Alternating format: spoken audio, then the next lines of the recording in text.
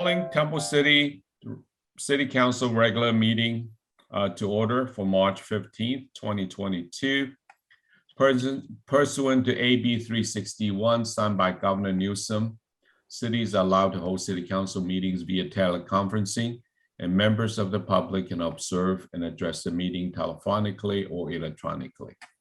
To listen to the meeting telephonically, please call 1-669-900-6833, meeting ID 811-1858-2184, passcode 788155, or through the city's live webcast on YouTube. Connect with TC. Madam City Clerk, roll call, please. Yes, Mayor. Councilmember Chavez? Here. Councilmember Mann? Here. Councilmember Vizcarra? Here. Mayor Pro Tem Sternquist? Here. Mayor Yu? Here. For those calling in, your audio will be unmuted during public comment and when public comment is open during an agendized item discussion. Public comment emails received prior to or during the meeting will not be read, but will be included in the record. And I see Pastor Kelty there. So good evening, Pastor. So, Pastor, you're on mute. So our next item is invocation. Pastor Daryl Kelty with the Temple City Community of Christ Church will lead us in the invocation. The Temple City Community of Christ Church is located at 5851 Temple City Boulevard. And Pastor, please lead us in prayer. Thank you very much. Our Heavenly Creator, who is the source of all things good, we, a few of your children, though we are socially distanced from one another, would come into you in unity and into your presence this day to ask for your very present Spirit, that you would open our minds to that Spirit. We might bring to this city those things which will make it a better community. We do this in all humility, that as we are about to conduct the business of this city, we might do so for the betterment of all the community.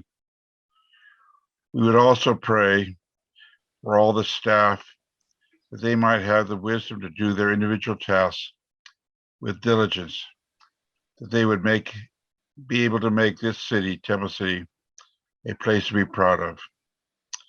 And finally, for all of the audience here gathered, we would too make through this individual and corporate efforts to leave this city a better place for future generations. This we ask and say thank you and amen. Amen. Thank you, Pastor. Thank you. The park is turning wonderful on Primrose. I drove it by today. It's beautiful. That's wonderful. Thank you for that. So next item is Pledge of Allegiance. Let's all stand. Put your right hand over your heart. Ready, begin. I pledge allegiance to the flag of the United States of America, and to the republic for which it stands, one nation, under God, indivisible, with liberty and justice for all. All right. The two ceremonial matters tonight. The first one is oath of office to appoint council member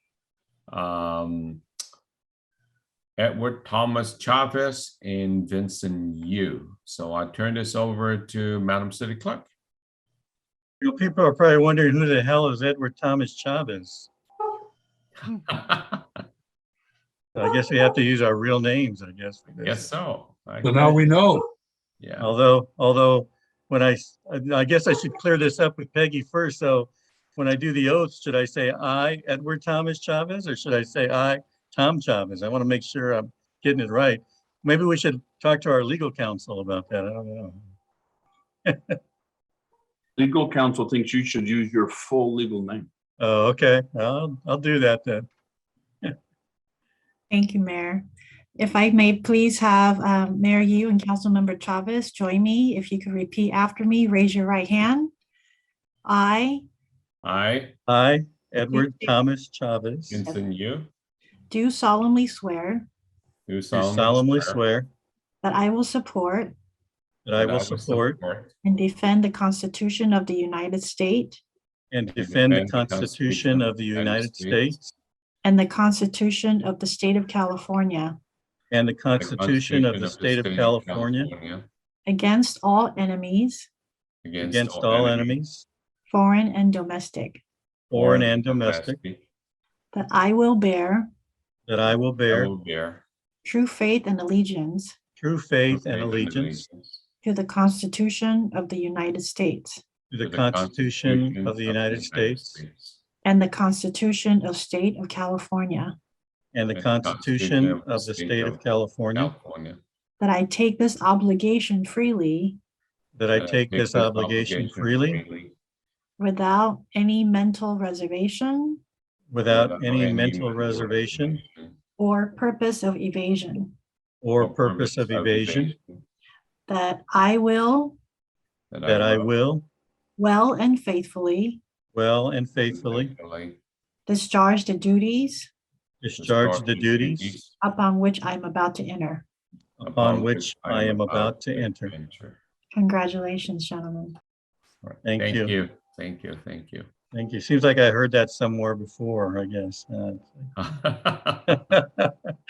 You know, Thank you. it sounds so impressive when you say it, doesn't it? Yes. Makes you feel kind of good inside. So thank you. Thanks, Peggy. Thank you, Madam Clerk. Next item is Youth Committee update. So tonight, we're very, very happy to have invited our Youth Committee members, Amir King, Lauren Chi, and Sarah Koo, to provide the City Council an update of the committee's activities. So go ahead, Amir, Lauren, and Sarah. Good evening. Hello, Mayor, could we ask them that, there they go. I'd like to Yes. see their faces. I think, where's Sarah? Okay, there you go. All right. Good to see you all tonight. Hi, council members. Thank you so much for your time. I think Jillian will be helping us present. Oh, there you go. Okay.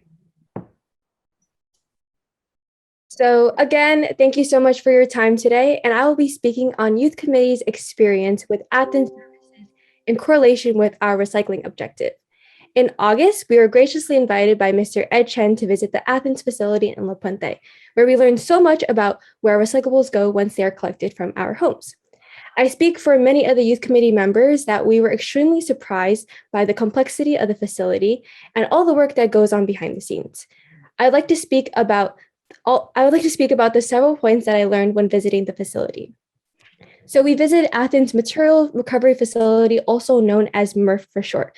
The facility was super technologically advanced, and it was home to many artificially intelligent machines. And I remember I had a question asking one of the Athens service employees if the technology would soon consume the workforce and if humans would still need to work in the facility. And I was happy to hear this response that he said that we will always have human employees in the facility as they're always there for quality control, as sometimes the machines don't always pick the right recyclables that go in the correct category, and that they're also there to make sure that the machines are working, because technology is not 100% reliable, as we learned from COVID, that we can't always rely on the Zoom meeting launching. So same that goes on in their facility. And I also learned about the different types of plastics that we had. And I never even knew that we had different types of plastics. And I learned that plastics 1, 2, and 5 are recyclable, but I didn't even know what plastic 1, 2, and 5 were. So if you guys can see here, I tried dyeing my water so you guys can see it better. But right in the circled area, can you guys see? There's like a little recycle symbol with the number 1 inside. So since I see that number 1, I know that this water bottle is recyclable because plastic 1, 2, and 5 are recyclable. And so now you know, whenever you are deciding that you want to recycle something, you can always check the packaging to see if it either has the number 1, the number 2, or number 5. And if it does, it's good to go in the recycle bin. Okay, so It was an amazing trip to visit the Athens MRF, and I will forever cherish the experience.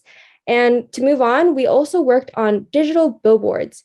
We had a similar project last year, and where we displayed our designed billboards on the Rosemead Boulevard. And here we had 2 billboard designs shown each month, starting with youth committee members Nicholas Snow and Melanie Cho. And we started this project in October. But some examples of my favorite digital billboard phrases that we decided to choose is recycle right to keep TC bright, and one choice can change a community, recycle. And those 2 phrases were actually done by my youth committee peers, Amir King and Sarah Kuo, who are here today. And that is just a wrap up of what we worked on throughout this year on our recycling objective. And thank you so much for your time again. And if you have any questions, feel free to let me know, and I would be love to elaborate. Lauren, maybe you can tell the council how long these the billboards will be up, and I think which ones are up there right now? Do you know? This, if you could go back one slide. This is March. Let's see. So let me check. So, Councilmember Chavez, so sorry, Lauren, to interrupt, but actually Kiana's billboard is up right now, and tomorrow we'll be posting Lauren's billboard till the end of March. Okay, so what do we do? Like two different ones a month, or how's that going? Yes, we do 2 a month, ranging from 2 to 2.5 weeks each billboard. These are great. I am really impressed with the graphics. Did you guys design them yourself? Yes, we did design them with the help of Eliana and Tinny. They helped us a lot, telling us kind of what we wanted to put on the billboards, like the direction, because there's only so much time that you have the audience's attention because they're simply just driving by. Right. They told us what should go on and what shouldn't go on. And it really helped us with our design element and how we learned to eliminate and what we wanted to put onto these billboard designs. I must say they are all very, very professional looking. So congratulations. Great job. Thank you. Yeah, Mary, if I may. Yeah, please. Say something. Yeah, I saw one of these on the sign, and I didn't realize our youth committee was involved. So that's great work. Like Mary, you said, these are all very professionally well made, and I'm really amazed and proud of you all. Great work. Yeah, great work. Yeah, yeah. Any other comments from the council? Or Amir and Sarah, you have anything else to maybe say to the council? Hi, yes, sorry. Good evening. Sarah and I we're going to be going over our months and how each meeting every month has gone. So the first one up is October of last year, which still feels a little crazy to say considering that it was like last year. Time moves quickly, but this mentorship objective has been like so incredible. We're able to receive so much information from various members of the city's departments and being able to process all this information, and also having this presented to us so that we are able to ask if we have any questions or clarifications has really personally helped me understand so much more about what our city does. I think that a lot of our peers normally don't understand all that a city does to support its community, and being able to learn about all this has been absolutely just incredible and mind-blowing. And going into our October presentation, speaking of Tinny earlier, we had a permanent local housing allocation presentation by Tinny. Tinny went over some of the bills that the state legislature had passed and how it affects us on a citywide level, and also just local housing authorities, and how Temple City works to accommodate those, how nearby cities work to accommodate those housing needs to make sure that we are supporting our communities. And I think that is really, really cool. And I think it can be a little bit stressful sometimes, especially like having a city like Temple City. We're not a huge city, but being told we have to build more housing units and figuring out where all this goes, that's a lot of work. And I'm really excited to see Temple City grow and expand and having more people in our community to take care of next month. All right. Thank you. Julian? Just- Sorry, just there's a- like a bunch more months to go through. Yeah, yeah. And then so for November, Mayor Pro Tem Sternquist presented to us some of her work with the San Gabriel Valley Council of Government, especially learning about the housing project that the city of Baldwin Park had been working on.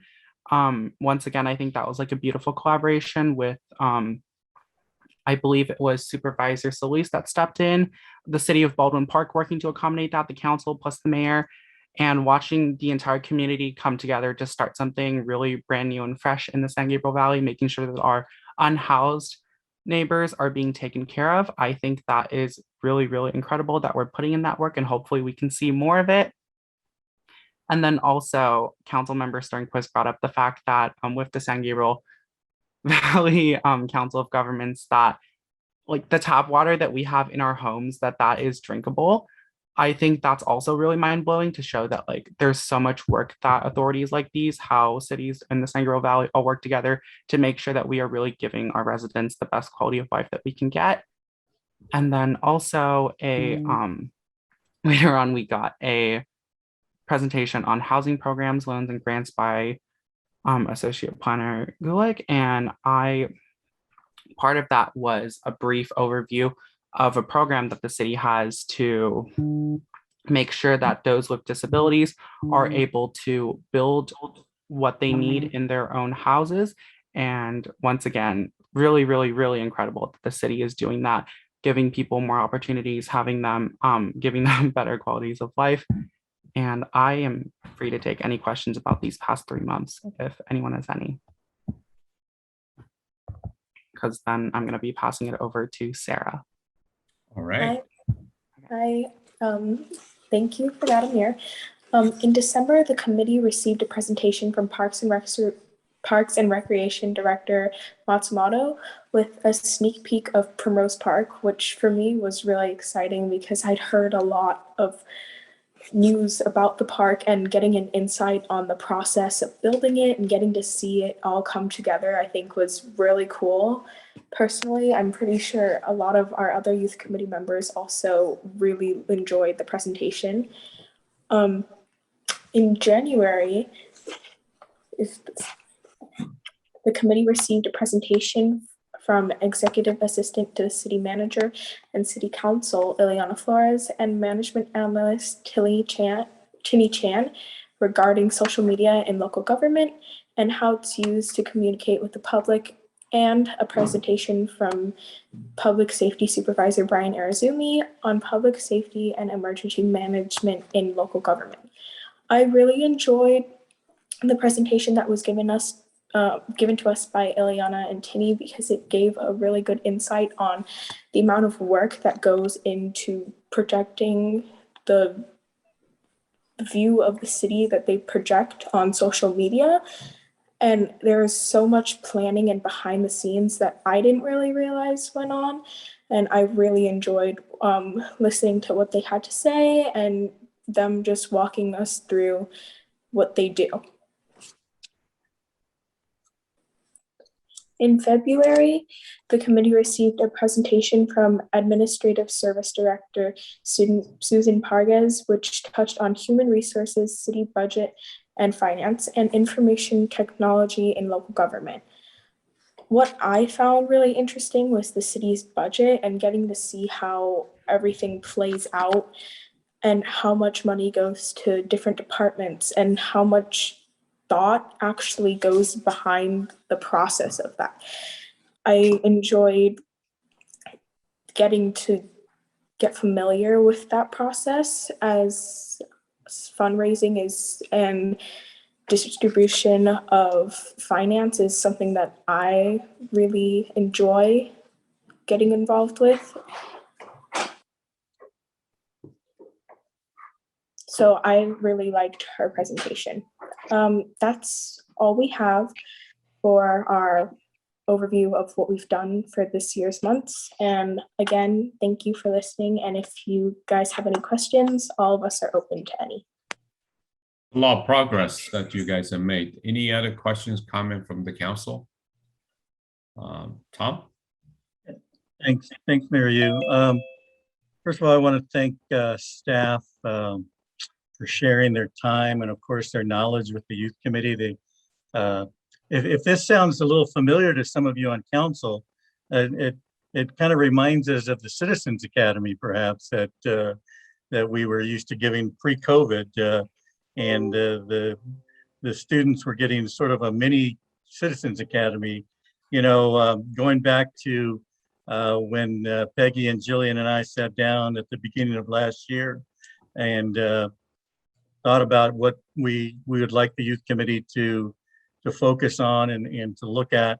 And one of those things was to get a good understanding of how local government works. And so that was one of the goals. And of course, that couldn't work without the help of staff, and they did a great job. And in fact, and of course, also Mayor Pro Tem for donating her time to talk about some of the regional things that Temple City gets involved in as well. So, those are all things I think that caught the students' ears, and I know they learned a great deal. I know that I learned some things that I didn't know before just listening to some of these presentations. So, they did a great job, and I know that all the students are very thankful for it. And of course, they have also done a great job in taking on, this recycling and other issues that affect the city of Temple City. And I know that hopefully we'll have some more things for them to do before their year ends. Actually, our youth committee year ends at the end of the school year, and we will be losing some of our youth committee members, unfortunately, but they'll still be around to help out. And of course, we'll get some new youth committee members for next year. So in all, it's been a good year. It's been difficult because of the pandemic, but I think I don't like to call them kids because they're not kids. The students will agree that they've learned a lot, and I think they're very thankful for everything that council and the staff has brought to them. Councilmember Chavez? Yes. I would love to be able to take them, on a Saturday to the Foothill Transit Yard to see the electric buses, the charging stations, possibly, have them see how everything works there. I was going to say drive a bus, but I don't know about that liability there. But anyway, they let the council members drive the buses. All right. Well, that certainly sounds like a good idea. And we'll have Jillian and Peggy coordinate that with you. They love to take field trips. I know that. And also, I think some of us got invited. Athens is opening up a new recycle place as well. I think it's in May or something. And I talked to Ed Chen the other day at the sheriff get together at the park. And he came up and he says, "Hey, can we get the youth committee to come to the new place?" Oh, nice. Said, yeah, I'm sure they'll love to do that. So it's a little closer. I think it's in Industry, Brian. Is that where it is? I can't remember. I think it's in the city of Industry. Irwindale. Oh, Irwindale. That's right. Irwindale. Yeah. So, but anyway, so a lot of good things on the horizon. So good. Thank you very much. Great. Well, any other comments from the council? If not, then want to thank Lauren, Amir, Sarah for your report tonight. Great work. And like Councilmember Chavez said, I learned some things too. So just by hearing you go. So great work. Thank you. Thank you for the presentation. Next item is on our agenda is public comments on items not listed on the agenda. So this time for the time for public comment starts now. I'll ask any member of the public watching at home to call in at a Zoom number. Once you're on, the city clerk will make sure you're able to speak.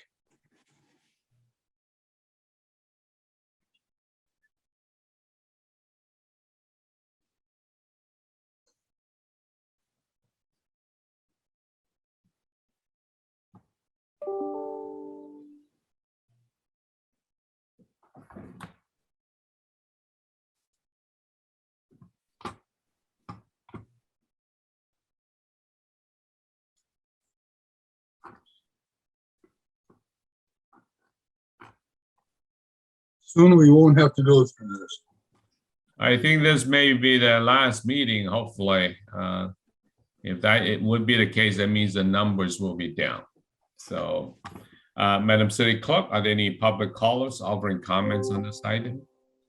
Mayor Yu, there are no public callers on the line, and there are no email requests to speak. Okay, in that case, I will close public comment and move on to the next item. Next item is consent calendar. All consent calendar items may be approved in a single motion as recommended, unless removed for further discussion. If members of the City Council or persons in the audience wish to discuss any matters listed on the consent calendar, please address them at this time. So I will ask any members of the public watching at home to call in at the Zoom number.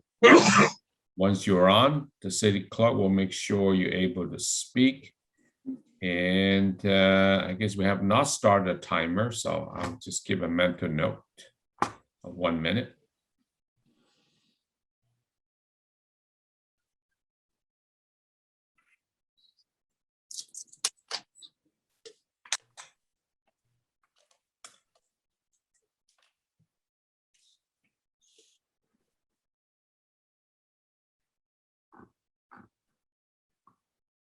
While the public's calling in, are there any council members or questions for staff? No?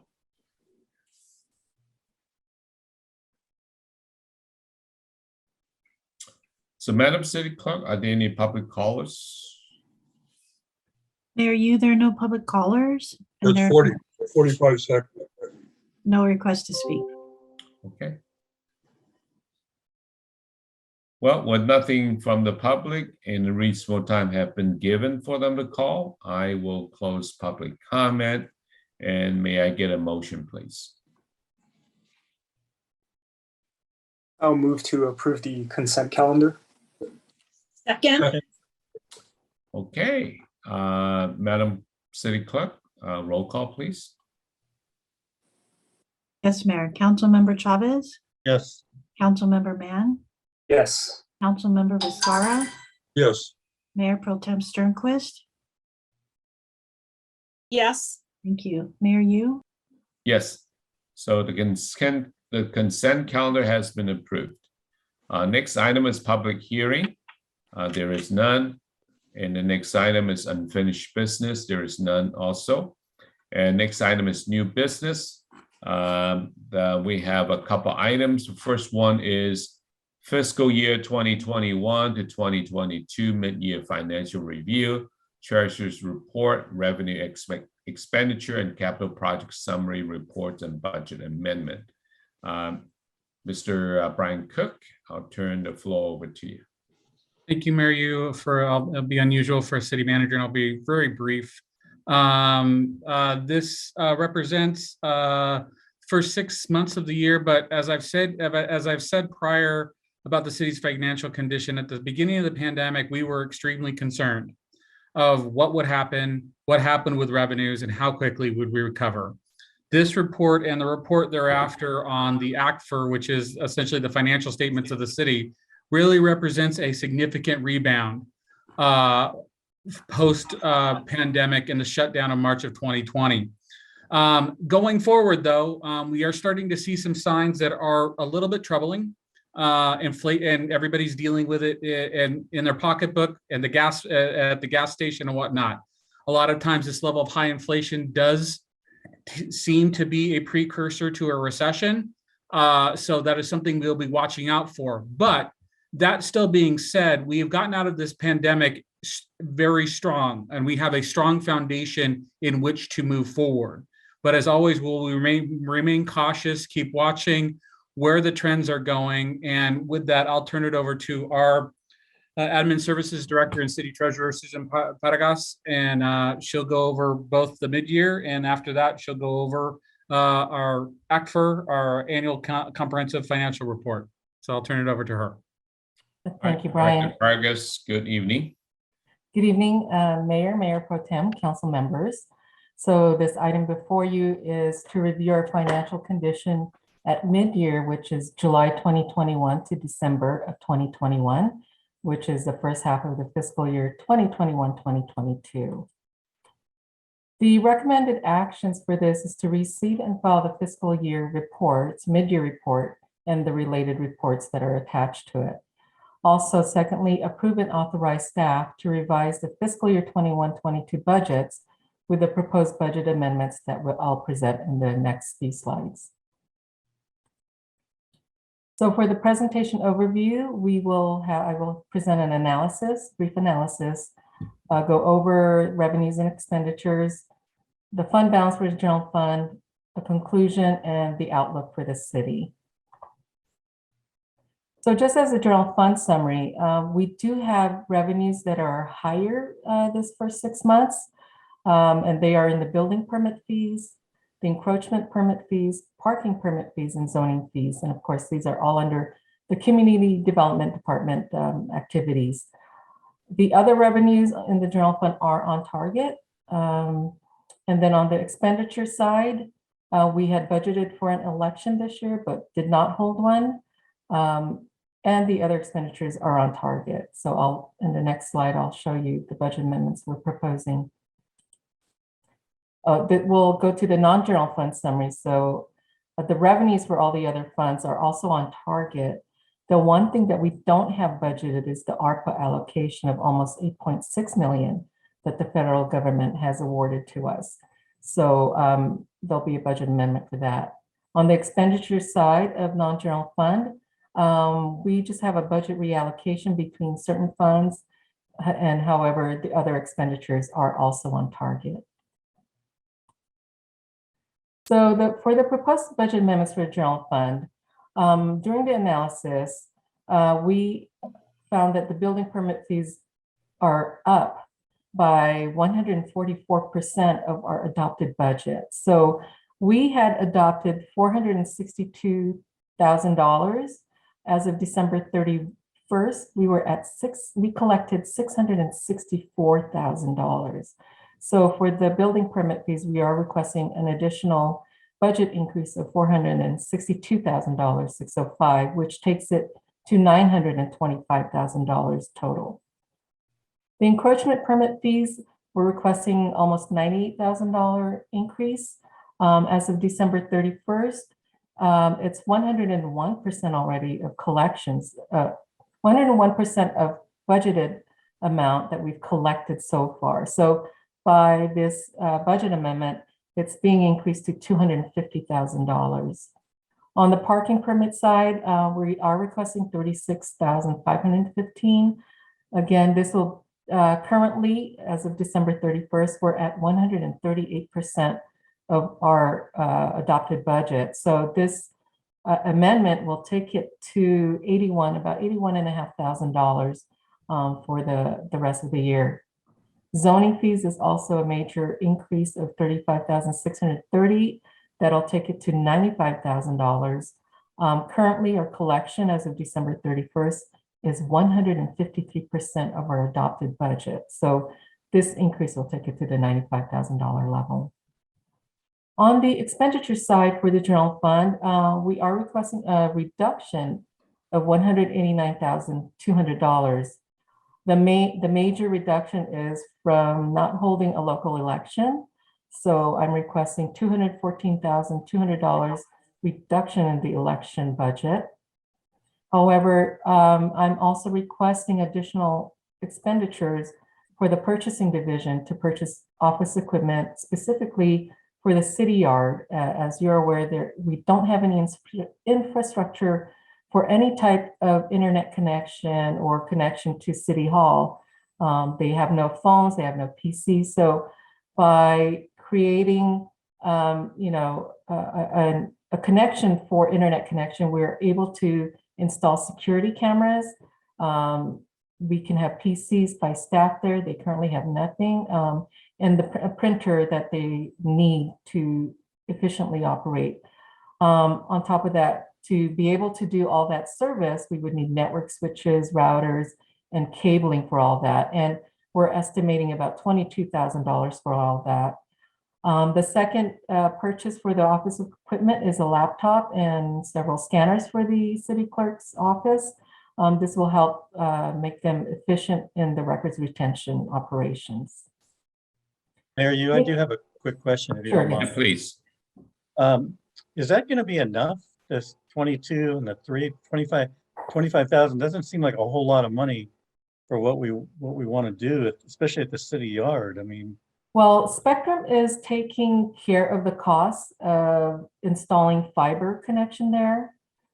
This is just the equipment. I haven't asked for the services that we'll need for the internet services, the security cameras. We are still working on those costs. So once Spectrum connects their fiber to our network switches and we set up the routers, then I'll come back to you to ask for the cost that Spectrum is going to need. And also, I don't believe we've asked for the security cameras yet, so I'll be coming forward to you once the infrastructure has been set up. so this cost, this 25,000, is that going to cover and just the installation of the security cameras? And then of course we have to get somebody that will monitor those or provide the service, is that correct? It does not include the installation of the security cameras. This will just set up an infrastructure to be able to have cameras. Oh, to okay, work. so, Yes, so we're still looking to purchase the cameras and then the service. in the service, yes, correct. Okay, all right, yeah, I thought it was a little low because I thought it included the security cameras as well. And Yeah. Brian, correct me if I'm wrong, right now, we don't really have any security cameras there at all, do we? No, sir, we do not.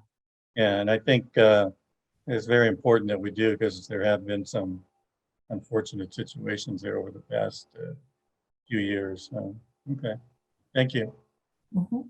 Any other questions before I move on? Okay. So next slide is regarding budget amendments for the non-general funds. As I mentioned earlier, I am requesting to budget for the ARPA allocation on the revenue side. We will come back to you to request a budget allocation for expenditures. So this one is just to get the allocation. We've been awarded of $8,566,750. We've already received half of it.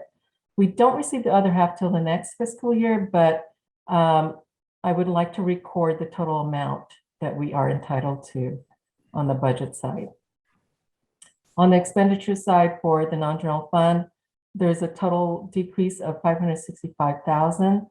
The main issue here is we do have a lapsing amount with Measure R funding of about, I believe it's $563,000.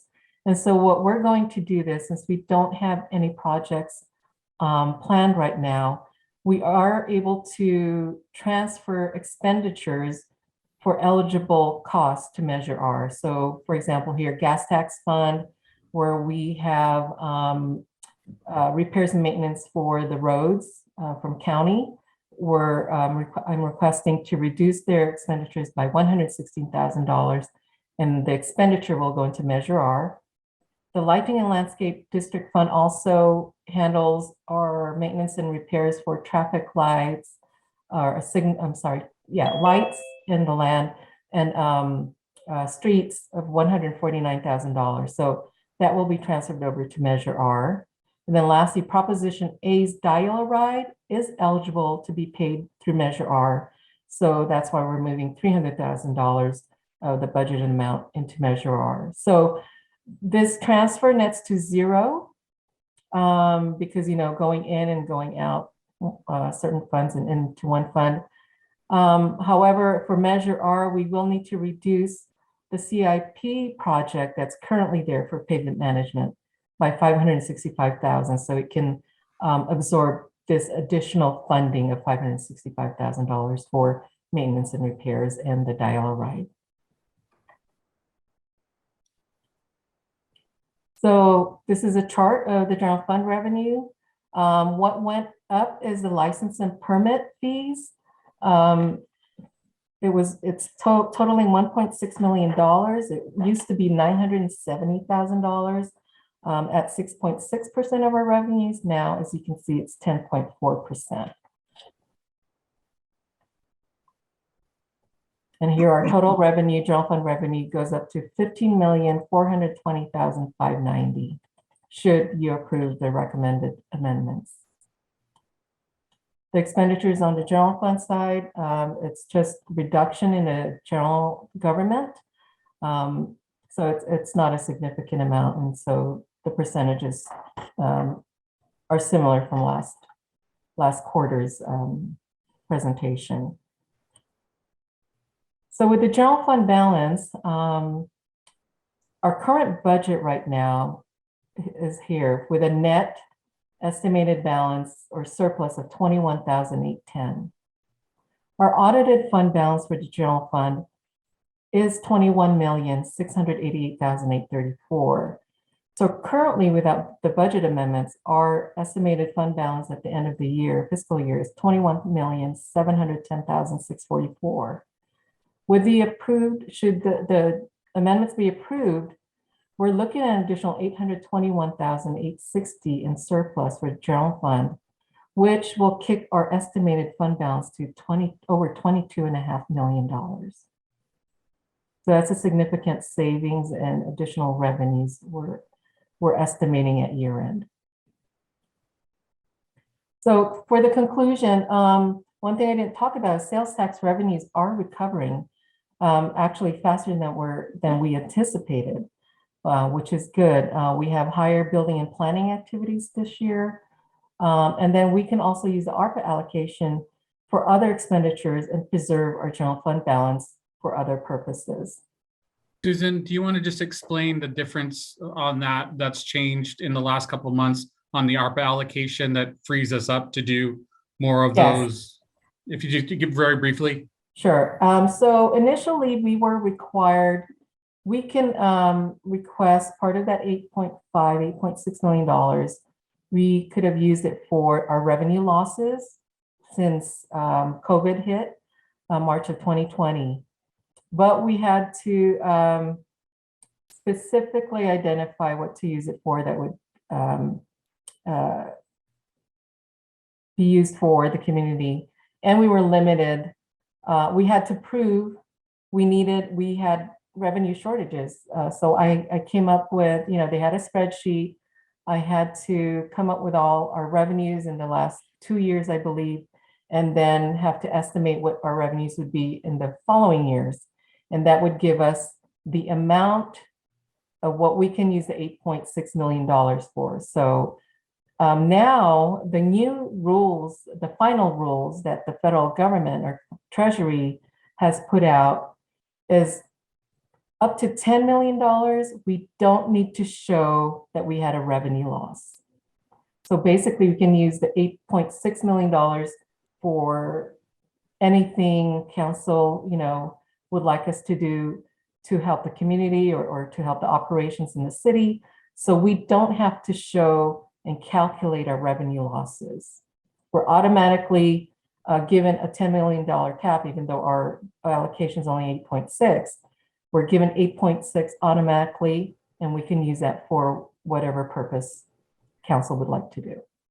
So we're not restricted in calculating and proving revenue stream, which it makes my job a lot easier in trying to track all these revenues and changing revenues. So I'm sure a lot of cities who fall below under that $10 million threshold are happy that we don't have to keep paperwork and track our revenues for the general fund. So the outlook for the city, as I mentioned, the sales tax revenue will continue to increase. And this is mainly because of the rising fuel costs. You're aware that the cities do get a percentage of sales tax from those fuel charges that drivers pay at the pump. So we'll see some increases there. It could be temporary, depending how long our situation goes. Our property tax revenue continue to increase. As you know, the home sale prices continue to rise, even though it's slowed down. But when someone sells an older home that's assessed at, let's say, $200,000 and sells it for $800,000 or even $1 million, the new owner's assessed valuation will be at that $1 million. So we're going from property taxes of $200,000 to property taxes being charged to $1 million. So in the future, yes. Is it okay if I interject? I just have a question. is the increase in assessed valuations, is part of that attributed to the ADUs? Are the No. properties reassessed when an ADU is completed? I don't believe they're reassessed when they're completed. It's when the sales or transfer of sales happen. So the prices are high right now because, well, it's slowing down, but prior to that, interest rates were lower and buyers were ready, first-time buyers were ready to go out there or upgrade their home. So the demand was there, but there was a shortage of inventory.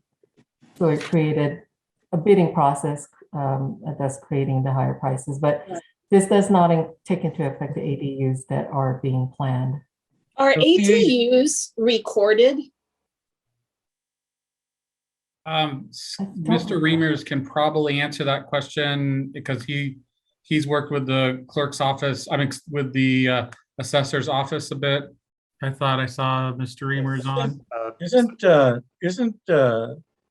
Unless it's exempt, an ADU, if it adds square footage to the property, that would have an impact on the assessed value, just as any other improvement, unless there's an exemption from that for ADUs. I don't know, Scott, maybe you're aware of that. No, there's no exemption. So when building permits that add a certain amount of value to a property are finalized, the county assessor's office is in contact with our building staff and they review those records. And then the properties receive an adjustment to their property tax bill. The whole property is not adjusted. It's just it's adjusted based on the additional value that was added. Yeah, they get a supplemental bill is what it is. Yeah. Oh, okay. But that supplemental bill, when paid, doesn't add to an increase in the assessed valuations? Not for Yeah, it the becomes whole permanent. property, just for the portion that was added. Right, that's what I'm talking about. So the portion that's added does contribute to that. Yes. Okay, thank you. And it'll continue as long as they own that property. It's not gonna, it'll, whatever amount they raise it to, that'll be the future moving forward. Yes. Okay. And you know, one of the other big impacts of this, I think, has an impact on these property tax revenue is Proposition 19, if you guys remember, that was passed in the last election, did away with many of the parent-to-child exclusions for reassessment of property taxes. And so let's say a parent wants to leave a home to a child after they pass away.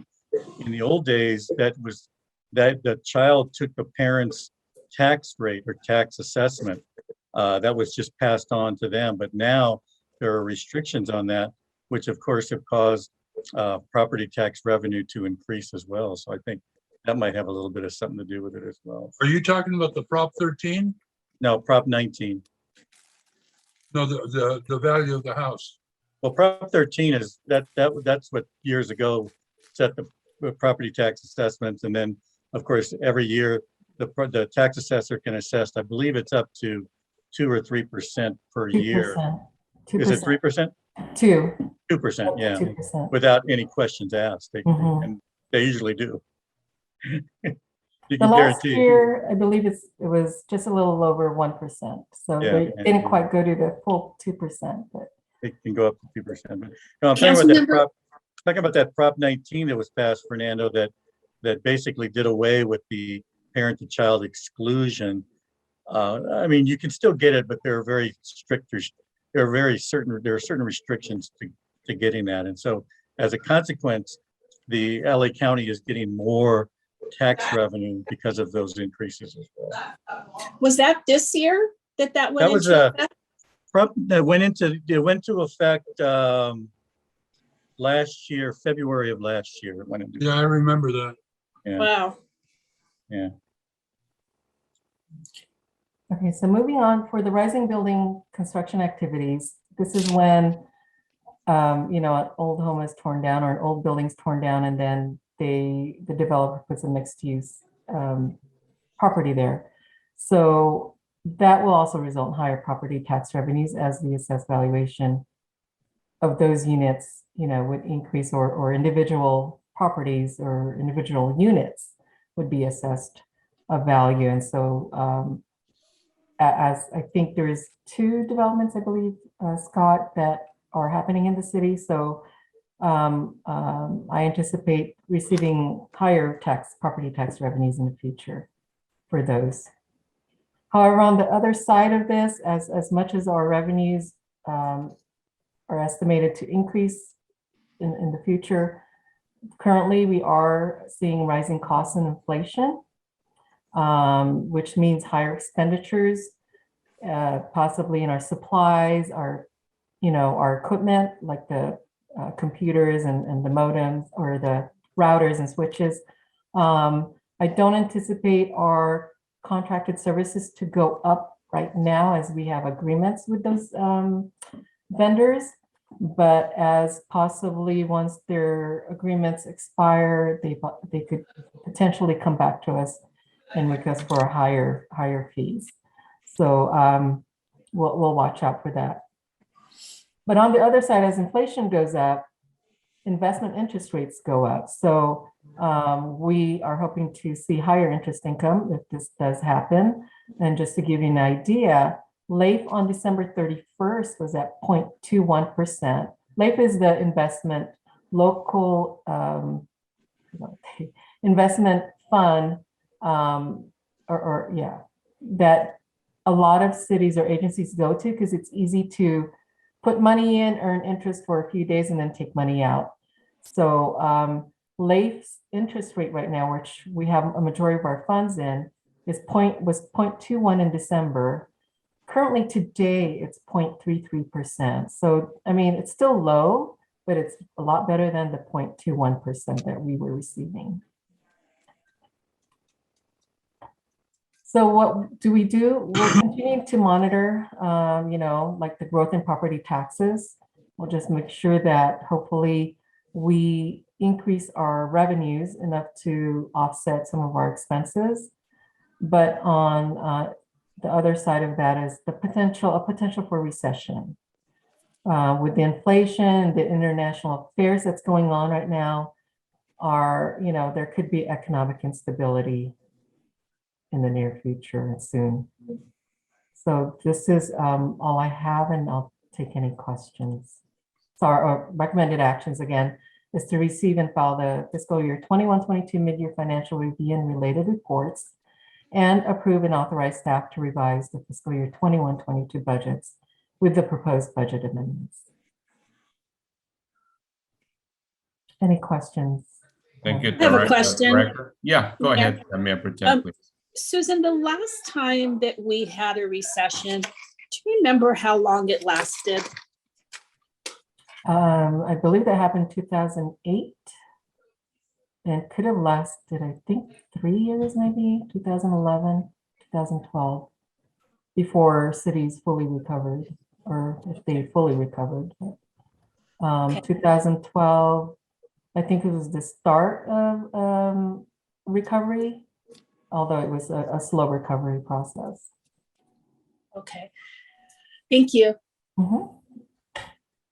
Thank you. I'll go around the City Council for any further questions. Starting with Councilmember VISCAL. I really don't have any. I think I'm tracking it. Okay. Councilmember Chavez, any questions? Thank you. Susan, who determines the percentage of property tax we receive? Is that up to the LA County to decide? And, yeah. I think is it what, 2% right now? Is that what we get? Well, no, we only get 6.6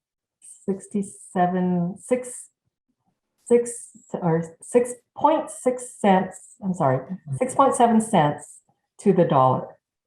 And that's because we don't pay for fire services. So that's why our rates are one of the lower rates, because we don't have to pay for fire services. Has that ever been changed, or is that, I mean, you would think that somebody would consider, like you said, expenditures go up, costs go up. Has that ever been changed, or ever any talk about giving more back to the local government on that? Not that I know of. I'm not sure what the process is. Eric, what do you Councilmember Chavez, that tax sharing would have been done when the city incorporated a long time ago. And there's an agreement between the county and the city as to what's its share of proportion of property tax going to be. It was over 50 years ago, though. Yes, yeah. So you would have to try to renegotiate that with the county, which might be difficult. Are you aware of any cities that have tried to do that or attempted to do that? Not successfully. Okay. The additional legal hurdle to that too is when Prop 13 came into effect in the late 1970s, that also essentially set if you were a low property tax city or a high property tax city as well. So that there's not really negotiation on that because that is set by statute. And so unless you essentially add an additional assessment, that's the only way you're going to be able to kind of increase your property tax pie. Well, yeah, but laws change and things can change. I mean, 50 years, I mean, it may sound like we're getting a lot of money as a result of the increase, but if you think we're getting a lot of money, how much is LA County getting from this whole deal? They're certainly raking it in. And they're going to protect their income source. Well, yeah, I just, to me, it just, I mean, to be locked into something that occurred 50 years ago seems a little difficult to swallow, but that's for a discussion another day. Also, just one last thing, Brian, are we, I know we talked about the ARPA funds. Refresh my recollection, are we going to have a future meeting or special meeting regarding how we're going to be spending that, and when is that supposed to happen? We don't have a set date for that, but we do want to have that discussion a little bit prior to the budget study session. Because between now and June or July? Yes. Okay. Because essentially, as Director Paragadas has played out, you can really look at that as an additional designated general fund reserve. Kind of, I think, Mayor, you kind of pointed out before, is you can make some decisions now based on what you were going to fund prior with your designated general fund balance, which will be discussed in terms of the ACFR or the audit and the next item. So we have a lot of flexibility that we didn't have prior. Now. Yeah, we have a lot more flexibility, and you have more resources. Let me be clear, one-time resources in which to invest back into the community. Well, that's even more reason to have a good discussion, since it's obviously probably one of the biggest decisions we're going to be making in the near future. So, okay, thank you. That's all I have, Mayor. Thank you. All right, thank you, Councilmember Chavez. Councilmember Min, any questions? Yes, thank you, Mayor Yu. Did I hear correctly from Director Paragas that for the ARPA funds, we're only receiving about half of that this fiscal year and the other half the following fiscal year? That's correct. So they split it 50-50. So we've already received half of that. I'm trying to say, I want to say July. I don't recall when, but we have received it. And then the other half would be this following July. So they want to break it up that way. But so we can either commit the full amount if we want and just not spend the money, or we can, I don't know if we would want to front the money, but we do have half of that we can already spend as of now. Okay, well, yeah, I think thank you for the explanation. I think my question was more about in terms of a budget line item, if we're not expecting to receive the other half the following fiscal year, does it make sense for us to budget for the entire 8.5 million for this current amendment? For the revenues, we are budgeting for the full amount, but for the expenditures, that will depend on the meeting, the session that we hold with you on how to spend it. Okay, got it. And can you maybe refresh my memory, the whole idea of, you mentioned the Measure R and the whole transferring of the funds? Yes. So memory as to why we needed to do that. So these local return funds, such as Prop A, Prop C, we have Measure R, Measure N. Even I think Measure W maybe, but that might be may not be a local return fund.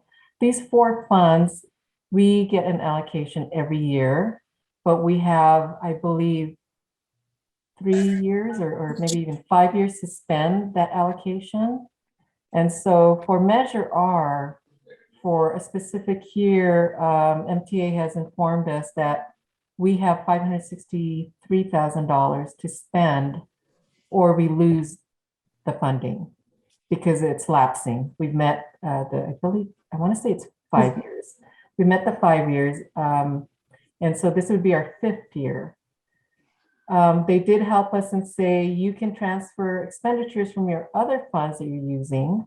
For example, as I mentioned, the lighting landscape district expenses we have with the county, the gas tax expenditures, the dial-a-ride from Prop A.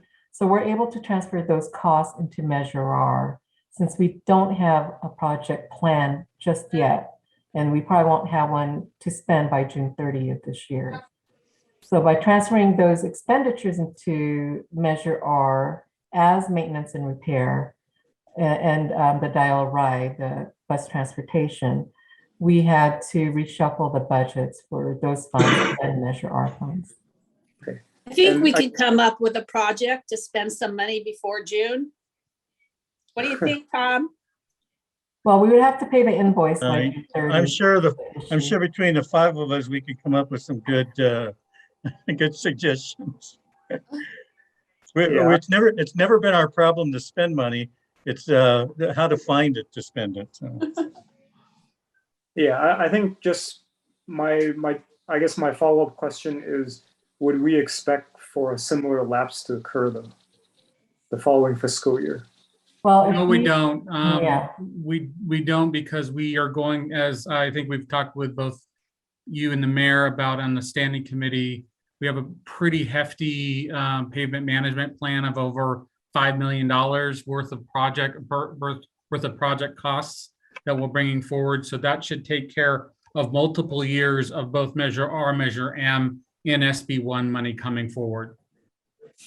Okay, great. And my last question, I probably know the answer, but when Mayor Pro Tem was asking about the reassessment related to ADUs, the reassessment for commercial properties only applies if they demolish and rebuild a structure. Is that correct? Or transfer ownership. Oh, I see. So if a sale occurs, same with. Just like how our residential works. So if you were to sell, if you've lived in the home and let's say the value is $200,000, let's say you lived back in 1970s, 80s, maybe at that time. And then you were to sell to today's market price, your property taxes are assessed at the assessed valuation of $200,000. When you sell that property to someone else for $800,000, their property tax will be assessed at the $800,000 because there's a transfer.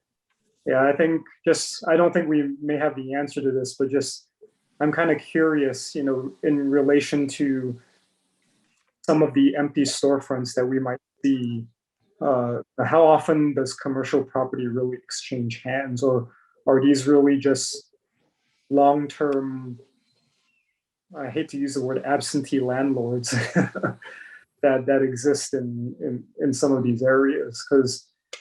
Well, William, I'll give you a prime example, the Alpha Beta site. I think one of the motivating factors there by the family who owns it has to do with property tax issues, okay, and what they do with it.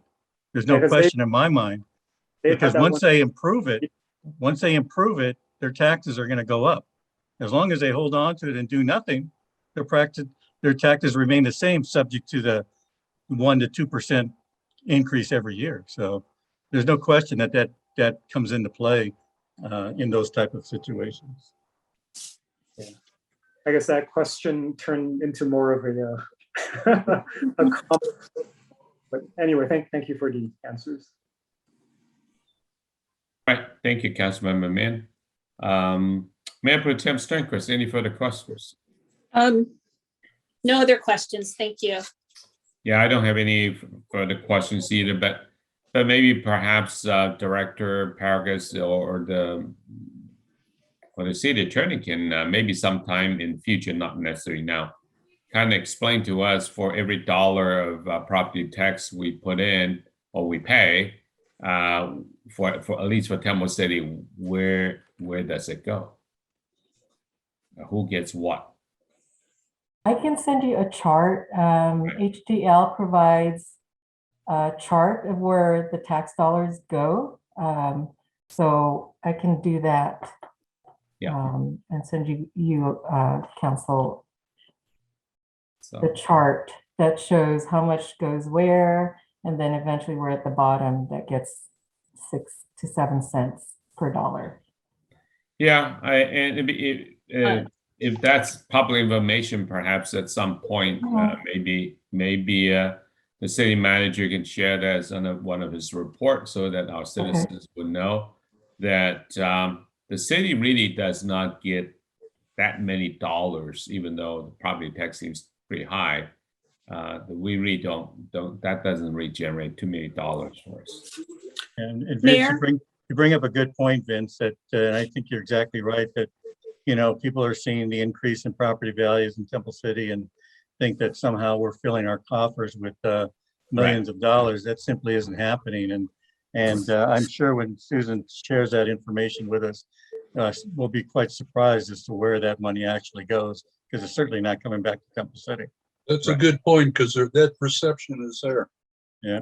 Right. And Mayor Pro Tem Sternquist? You know, I do have one last question. I don't think it was last year, but 2 years ago, we sold our what are they called? Prop A funds. Prop A funds? Yes.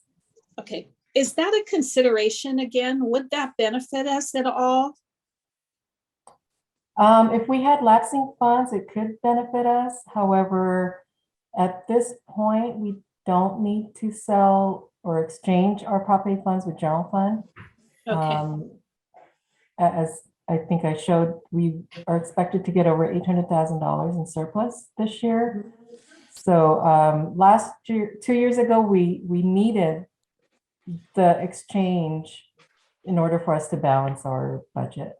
So that pot of money doesn't go away if it's not used, right? We have a number of years to use it. If we don't use it. So are we under the gun to use that soon, or do you look at that yearly? Yes. No, we're not. Measure R is the only fund, although we do have other lapsing funds, but we do have expenditures this year to cover those amount in, for example, Prop C, I believe. I think we have another measure out there that we're meeting the costs or expenditures. It's just Measure R that we need to spend this year of $562,000. Do you think it would be possible to just send council a list with a description of what the different measures are? To be honest with you, there are some days when I get them all mixed up. You know, on other ends, we have Measure H, the homeless that we're talking about in COG, and we have park measure that I don't even remember for our new park. So, I mean, it would be helpful for me, at least. I don't know how the other council members feel, but just to have, you know, what the measure is, where we're at, kind of a little spreadsheet, if you may. I can do that. We don't get the Measure H directly, so we don't track that. Right. But we do. Yeah, have it's just another measure that, you know, I'm aware of in the pot of measures. So just to kind of categorize them in my head, I have something to reference them with. Sure. And you'd also like estimated fund balance or ending fund balance? I don't know. I just want no, to know what. I think the estimated fund balance puts some perspective to it. Yeah. Okay. Yeah, I just really want to remember what the measures are, where it comes from, type of thing. Sure. And then we'll have a test. We're going to have a test after that. Okay. Okay. If there are no more questions at this time, I will open public comment on this item. I'll ask any member of the public watching at home to call in at the Zoom number. Once you're on, the city clerk will make sure you're able to speak. So.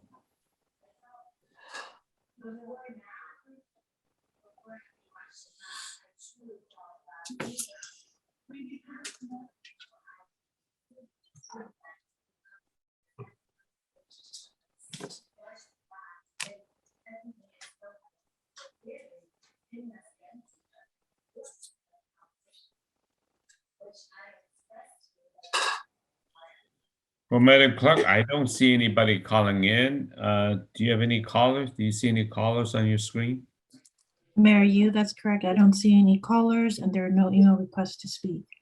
Okay. Well, we've given the public enough time to call, so I will close public comment and bring back to the City Council for final comments or questions, starting with Councilmember Vizcarra. No question. Councilmember Chavez. No questions, thank you. Councilmember Min. No, I just appreciate the detailed report and also appreciate the context of some of the information. These one-time ARPA funds is a unique and unprecedented infusion of cash, but it's not some long-term sustainable source that we can draw from. And also, I appreciate the warning about the economic uncertainty. We don't know if there's going to be a recession right around the corner. There might be some factors pointing to it. So we're in some interesting times receiving this report right as we approach the budget study session. So I appreciate that. Thank you. Thank you.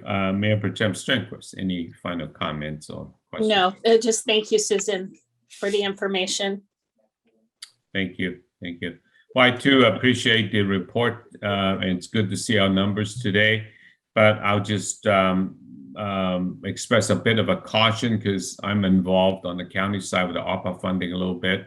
And the county is extremely concerned about how it's spending its ARPA funding, because the issue is that if it did not get spent properly, then they were afraid that they may have to return the money. So just want to make sure that we follow all the guidelines. Yeah, but Vince, they're in a different stratosphere than we are. What did they get, like $200 million or something? No, they get 1.9 billion. 1.9 billion. Oh my. You got to think big, Tom. We should have those problems. Yeah, so. All right. But so they have a team of lawyers working on it right now. So. Well, there goes half the money right there. There you go. Yeah. Right, Eric? After paying the lawyers, they cannot do anything else. And to make it worse, they're county employees. Yeah, exactly. Yeah. So, but but great report. Thank you. It's great to see that we're doing well coming out from the pandemic. Thank you, Director Paragus, for that report. So I guess, do we have a motion to receive and file the report? Mayor Yu, I would make a motion that we receive and file the fiscal year 2021-2022 mid-year financial review and related reports, and that we approve and authorize staff to revise the revenue estimates as indicated in attachment A to the report. Thank you. Second. It's moved and seconded. The item before us, Madam City Clerk, roll call vote, please. Councilmember Chavez, Yes. Councilmember Mann, Yes. Councilmember Vizcarra, Yes. Mayor Pro Tem Sternquist, Yes. Mayor Yu. Yes, thank you. So next item is our annual comprehensive financial report for the year ended June 30th, 2021. Again, I'll turn this over to our city manager, Mr. Cook. Thank you, Mayor Yu and members of the council. Before you tonight is to receive and file what is now called as the ACFR, the Annual Comprehensive Financial Report. And I'll turn it over to Susan in just a moment, but this really represents the work of an entire team. Susan is, the CFO and the city treasurer, but in order for us to get a clean audit, it is truly a team effort from every level of the organization, from our administrative staff all the way through, ensuring that not only are we following our policies, but we're following the spirit of our policies, and we're doing the right thing at the end of the day. And thank you also as well to the audit committee, Councilmember Chavez and Mayor Yu, for also working with us through this, because this comprehensive financial audit or comprehensive financial report is a report to you as the legislative body to report to the community on the financial performance and on the financial condition of the city.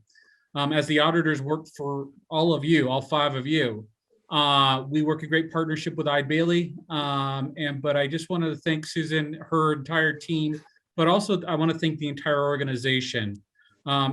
Getting a clean audit is not, again, it is a team effort up and down the organization. So thank you to all city staff, all of our contractors, our city attorney, and everyone else as well. So with that, I'll turn it over to our Admin Services Director and City Treasurer. Thank you, Brian. So this item tonight is to summarize the finding of our financial statements. So it's called the Annual Comprehensive Financial Report.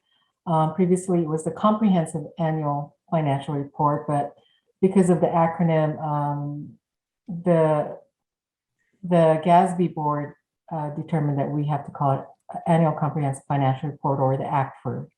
So this is for the period ending June 30th, which is fiscal year 2020 to 2021. So in summary, the auditor's Bailey opinion of our financial statements is unmodified, meaning it's a clean audit. The city conformed with the accounting principles that were generally accepted, conform with the reporting requirements in accordance with the Governmental Accounting Standards Board, or GASB, and that our financial statements are presented fairly. There is one report that the auditors provided. It's called the Internal Control over Financial Reporting. This is usually where they have findings of, our process or accounting process. There was only one finding this year, which is great news. And on top of that, it was the Administrative Services Department staff who identified the issue, not the auditors. Usually the auditors will identify the findings. This time it was us. And the only reason why they made it a finding is because the amount. We had to adjust our capital asset totals, and we did a prior period of over $5 million. As you can see, $5.16 million over the course of several years. And what happened was repairs and maintenance were capitalized and should not have been. It should have remained fully expensed at the time it was recorded. So for several years, it was being classified incorrectly. And so that resulted in a $5 million adjustment. So moving forward, staff will ensure that repairs and maintenance stay as expenditures rather than classifying them as a capital asset. The general fund summary from the ACFR and for the fiscal year 2020-2021, our surplus is almost $1.6 million, that $1,590,000. So as you can see, our revenues we earned for general fund is almost $15 million, while our expenditures was about just under $13.4 million. So that leaves us with this surplus for the year. Our fund balance then ends up having a total of $21,688,834. So that's an increase over last year. Last year, I believe our fund balance only increased by about $50,000 because of the pandemic and its impact on our budget. So as you can see, of this $21.7 million, we have $3.5 million for committed, and this is usually to address any economic downturn, any disasters we would need to fund. And then we have a $10,455,000 assigned funds for other projects that the council has determined we should put money aside for. And then the balance of that, the $7,674,000, is basically unassigned. So if we come up with other projects, that we need to spend money on out of general fund, we have the $7.6 million to use. And just to let you know, our fund balance of $21.7 million is 162.2% of our fiscal year 2021 expenditures of $13,400,000. So that tells you how big our fund balance is, that we're above 62% of our expenditures. And then the unassigned fund balance is 57% of our expenditures. So we're in good shape right now if should an economic downturn happen. On the citywide summary with all the non-general fund revenues and the general fund, our total city revenue is 22.4, while expenditures 18.1. And so our net position becomes in total using, including capital assets, it's at $71.1 million. Last year, because of the restated capital assets amount, the net position was $67.4 million. So this increase to $71.1 million is really attributable to the surpluses in the general fund and the special revenue funds, which is the non-general funds. What a special revenue fund, just to remind you what they are, is we receive certain revenues or proceeds from certain types of revenue sources, for example, the CDBG gas tax, that are restricted by specific use. So we can't just use the funds to, pay for public safety or to pay for air conditioning, HVAC systems. It has to be specific to the law that was passed and the administrative actions for that specific purpose. The city has a total of 20 special revenue funds. As you can see, it includes CDBG funding, gas tax, even our lighting and landscape district is a special revenue fund, Measure R, Prop A and Prop C, and there's other special revenue funds that we have. But in helping increase our net position, the major surpluses in the special revenue funds come from gas tax, Measure M, Measure R, and the Road Maintenance Rehab Act. So these are the surpluses we've had, and that'll roll forward to our bigger projects that we have planned to spend those funds for. So for the non-general fund balances, we have a total of $16.3 million on top of the 21.7 million of the general fund. As much as we have a good fund balance, we do have some long-term liabilities we potentially should address. The ACFR shows that our net OPIB obligation is almost $12 million. As you recall, OPIB is the health premiums that we provide to our retirees. Now, this total isn't what we pay to our current retirees, but this total, along with the pension liability, is if in case all of our staff were eligible to retire now, and we have to cover the rest of their lives, that they're retired. So this is what the actuaries have determined that we would be responsible for should all the employees retire and live out through their lives. So we're looking at $12 million for OPEB, net pension liability, same thing, we're looking at about $9.3 million. The compensated absences, these are accrued hours such as vacation, comp time, that if all of staff had left the city, we would be responsible in paying out $300,000 for it. And just an information about the net OPIB obligation increase, it's $3.3 million over last fiscal year. So that's a huge jump. One of the main factors the actuary explained to me was the health premiums are increasing every year. So they factored in a certain percentage through all those years that they expect the retirees to, their lifespan. And that the retirees are have longer life expectancy. So retirees are living longer than before. So that also played a factor into that almost $12 million obligation for OPEB. So in conclusion, our general fund balance for at June 30, 2021 is $21.7 million. And this has been the highest since our fiscal year 2011-2012 fund balance of $24.1 million. So as council continues to guide us in being fiscally prudent, you know, hopefully we can get up to that 24 million if we need to. But this is the highest fund balance we've had since then. And again, as I mentioned in the previous item, we have to take into account the rising costs and inflation. So even though this $21.7 million looks good in our books, we're going to, you know, possibly have the recession. So what staff will do is we'll monitor the expenditures, the costs, even the revenues, you know, if it gets affected. We'll address any situation with council promptly. So, you know, even if we have to have a special meeting to address those issues, we can have one.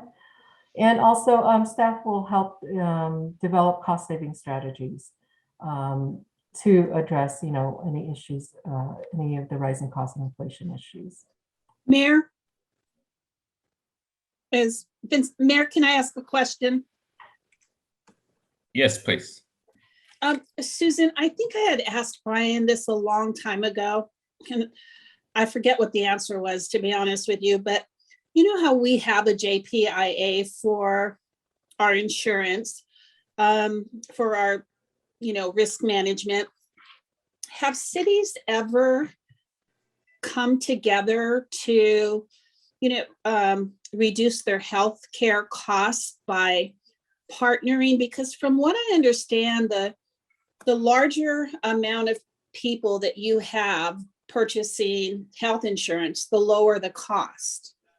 I mean, in my simple mind, it seems that if you had, you know, 3 or 4 cities come together and purchase health insurance together for the employees, you could reduce costs. Is that a possibility? Is anybody doing it? Actually, Mayor Pro Tem, CalPERS is a big provider of health insurance. There's a lot of agencies with them. So if we were to spin out of or leave CalPERS and try to do a partnership, our health rates would, I'm estimating, would even be higher.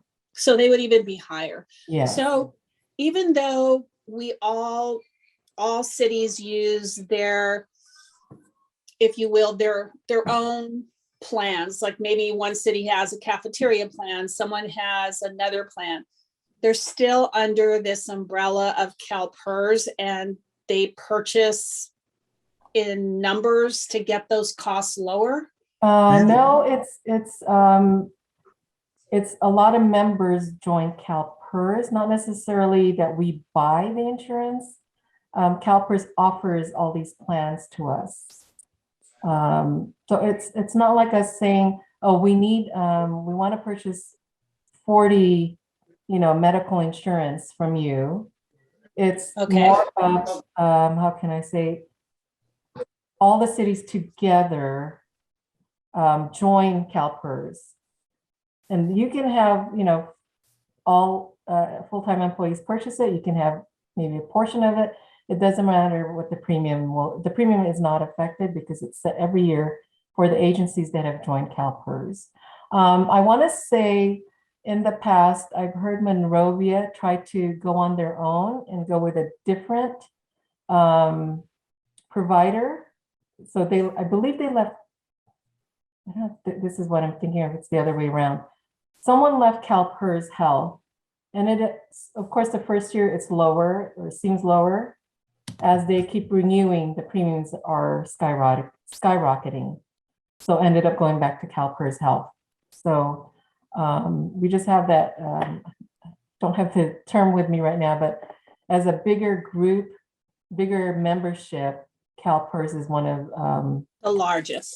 The largest, yes. Okay, thank you.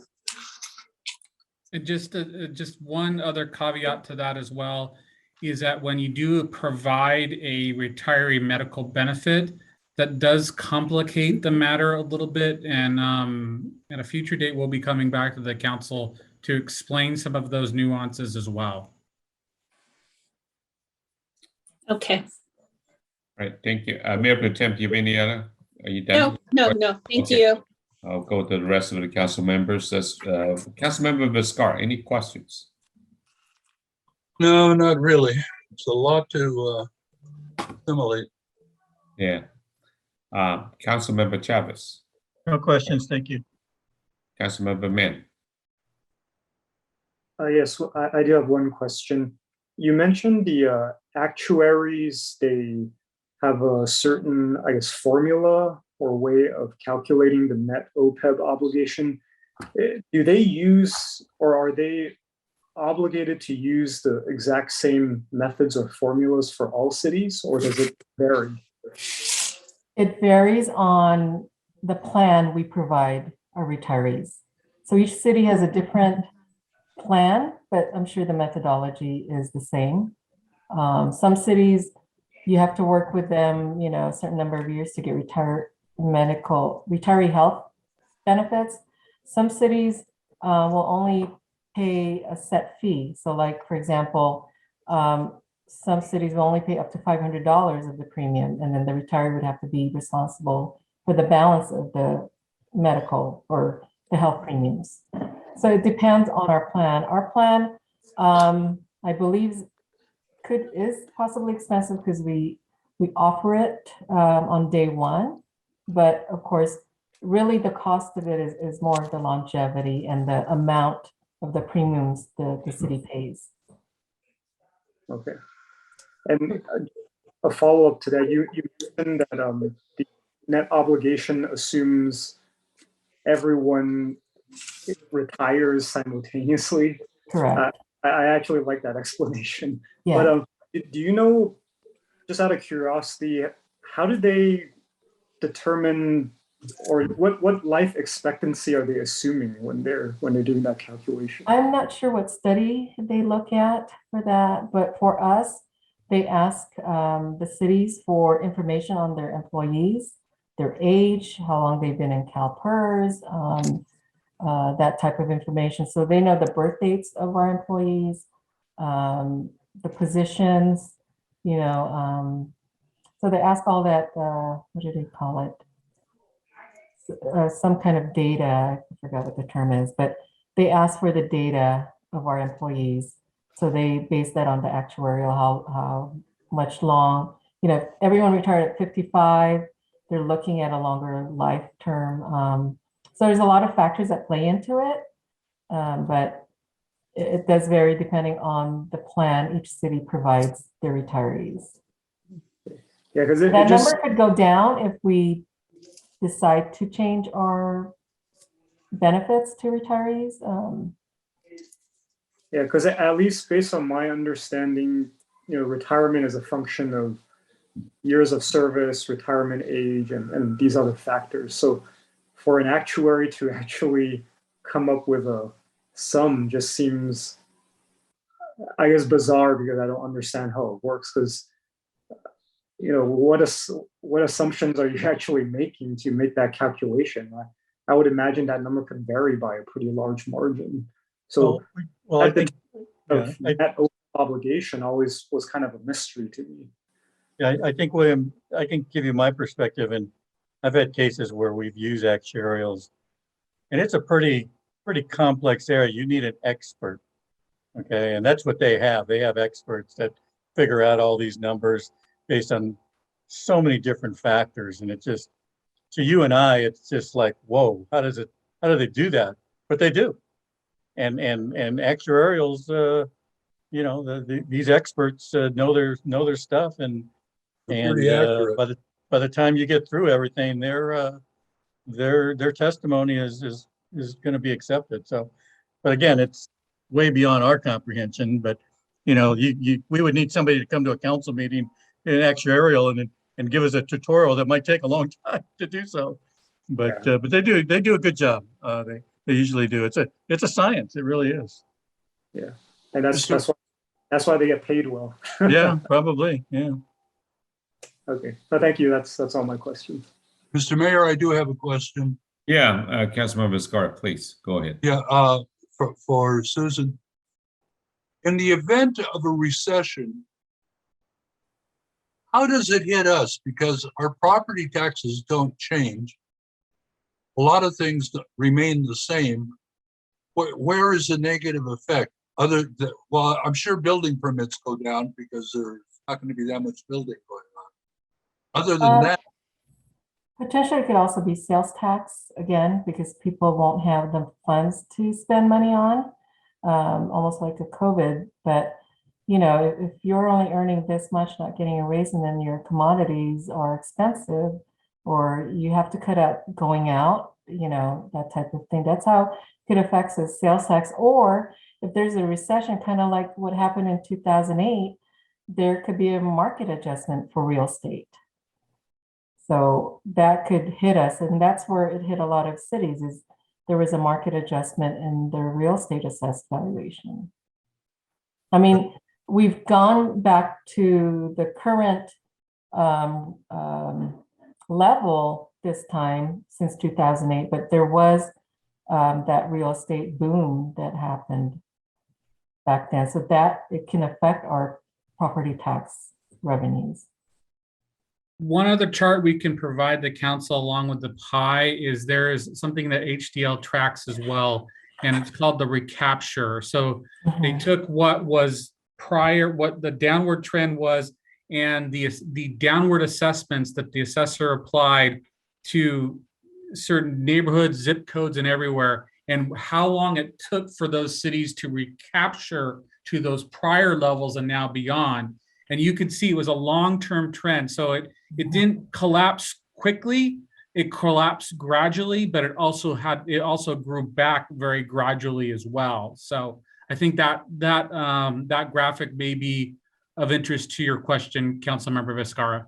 That may help illuminate some of the something along those lines of what you're pointing at. I didn't remember them reducing that much. Maybe they did. With the Temple City was not hit as bad, and you'll see that in that graphic. But it really if you look at growth from 2007 to about 2000, I think is 16 to 18, you essentially caught up. It almost looked like it was here, and then it evened out. It took almost to 10 years for that total amount of property tax to recapture. So yes, property tax does provide us with a level of stability but the Great Recession really created a long-term structural adjustment that really in the last few years, all cities have been able to completely recapture. Thank you. Okay. I just want to have a simple question, just as a follow-up to Councilman's question on OPEB, the other post-employment benefit question. This is more specifically going to the vesting. I think our city has a 5-year vesting. In other words, if you work here, doesn't have to be Temple City, it could be if you're in the CalPERS system for 5 years, then you have health benefit for life. Now, had we had a shorter time vesting time period, wouldn't the OPEB be, obviously you cannot take it away from the current people, but let's say moving on, if the vesting period increases, would it in theory in maybe 20, 30 years time benefit the future Temple City? Potentially it could reduce it, but that would mean your managers, if you were to, let's say, use 20 years, you have to be an employee with the city for 20 years to get lifetime medical or health benefits, because health benefits include dental and vision. Right. Potentially, then yes, it's saved because, like for someone like me, there's no way I would work 20 years for the city to get that benefit. So yes, potentially there could be savings there. However, you have to look on it on the other side too, on the pension side, is the longer an employee works for you or for us, the more expensive the pension will be. Because how the pension works is the number of years you work for the city. So for example, I worked 10 years in Azusa, 2 years in Monrovia. When I retire, Azusa will be charged 10 years of my, worth service credit of my years. Monrovia will only be charged at 2 years. And then, how many other years I have in Temple City. So the longer, we can look at it that way. We can have an actuary take a look at it. Is do we have that vesting number of years that a certain, an employee has to work for the city in order to receive the health premiums as a retiree. So we have to look and see that, okay, if you have to have a 20-year period to work for the city, you also have that 20-year responsibility for your pension. I think the pension is going to be the same in regards, because we will have a director of in your position anyways, whether it's here or somebody else. But what I'm really saying is that the current system doesn't require you to be at the city even for 5 years. Could be 4 years and 11 months. And actually, the current system allows 1 day. Yeah, I mean, just 1 day. I was just going to say 11 months and 29th day, and then you need to work here 1 day and you're fully vested. So I don't think it's going to necessarily increase. I mean, if people want to stay, that's fine. I mean, this is a good place to work, I guess. So I'm just asking in theory, because the question was, how do we reduce that OPEB? Because it's a big number. And but I also like Councilmember Mint's question. You were just putting it as if everybody leaves, but obviously nobody leaves. That's why, even though that number is big, it's not something that is imminent. It's not imminent payout for us. So, all right, that's all the questions I have. Isn't it true that there are some cities that do not provide lifetime health benefits once they leave employment? And they only provide City of Glendale comes to mind, right? There are several agencies throughout the state that do not provide a retiree medical benefit. Yes, sir. So is that's a policy decision by that particular city? That's correct. Right? Yes, sir. And obviously they don't have the OPEB issues that we have. Correct? No, it wouldn't be represented on their financial statements, and it wouldn't be an obligation on a year-to-year basis. Okay. Any other questions? If not, I will open up for public comment. So it's time for public comment. I'll ask any member of the public watching at home to call in at the Zoom number. Once you're on, the city clerk will make sure you're able to speak. So we'll give folks a little time to call in. Again, if I take the opportunity one more time, thank you to Ms. Pagadas, her entire finance team, all the city staff, and the audit committee for your due diligence. And like I said, it's a team effort to come up with a clean audit, all of us from top to bottom. Thank you for Susan and her leadership at the top as our admin services director and city treasurer. Right. Madam City Clerk, are there any public comments or callers for public comments? Mayor Yu, there are no callers and there are no email requests to speak. All right. I will close public comment, and time for council's final questions or comments, starting with Councilmember Vizcarra. No further questions. Thank you. Thank you. Councilmember Chavez. No, thank you. Councilmember Mann.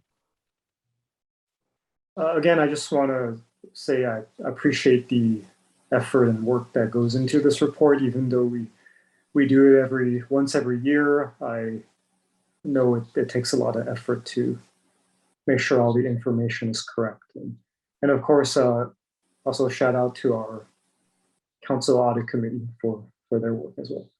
Thank you. Thank you. Mayor Pro Tem Sternquist.